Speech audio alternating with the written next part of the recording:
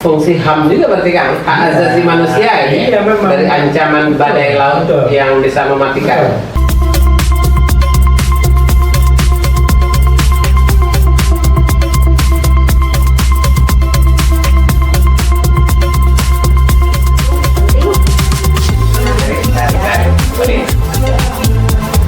Sobat Cedar yang berbahagia, nah tadi sudah kita mau memulai pertanyaan tentang badai laut gitu ya.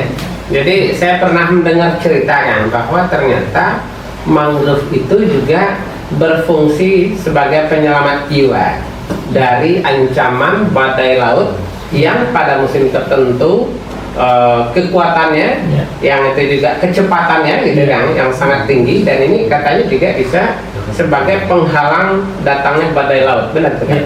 Nah, memang sudah terbukti saat ini. Jadi memang di musim-musim tertentu itu laut akan nyambung. Misalnya, ya itu akan terjadi gelombang badai. Misalnya angin barat, angin timur, atau angin tenggara.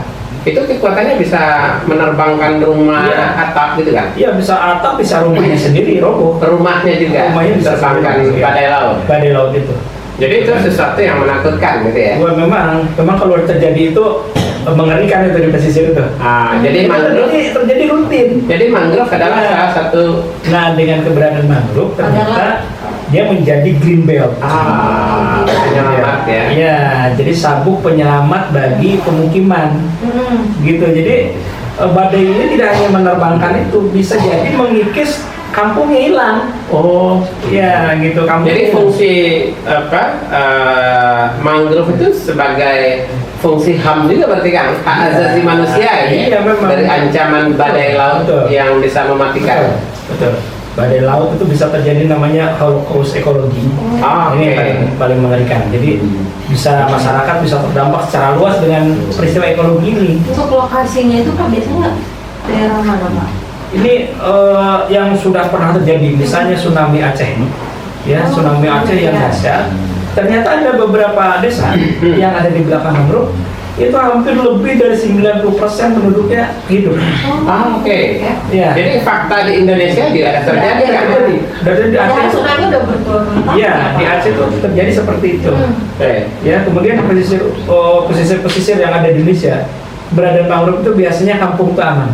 Jadi artinya kan dari sisi masyarakat, pemerintah sebenarnya mesti menjadikan mangrove ini sebagai fokus salah satu untuk penyelamatan jiwa ya. Perlindungan ya. Fungsi perlindungan jiwa. Nah, ini kadang yang mungkin jarang kita terangkan ya bahwa ada badai laut pada musim tertentu dan itu bisa mengancam jiwa. Dan juga sebagai untuk perlindungan dari tsunami. Berarti akar mangrove itu bisa sekuat itu ya untuk menahan badai. Iya, kalau Mbak Uli pernah lihat tuh mangrove, bentuk akarnya itu kan banyak ya keluar. Iya kan. Jadi sekarang kita ini bikin podcast ini kameranya pakai tripod ya. Iya, tripod ya. Ini kalau mangrove itu lebih banyak multipod lagi gitu. Multipod sehingga dia sangat kokoh untuk menahan. Itu jenis mangrove apa kan? Nah, yang seperti ini adalah Rhizopora. Rhizopora. Akarnya akar tunjan. Tapi memang itu saling mengisi antara Rhizopora dengan Ferneratia di sini, karena yang lain itu muncul dari tanah akarnya. Jadi yang satu muncul dari sana, yang satu menghujam tanah. Jadi dia menjadi kayak klop gitu ya, saling mengikat. Nah, ini menjadi saling menguatkan.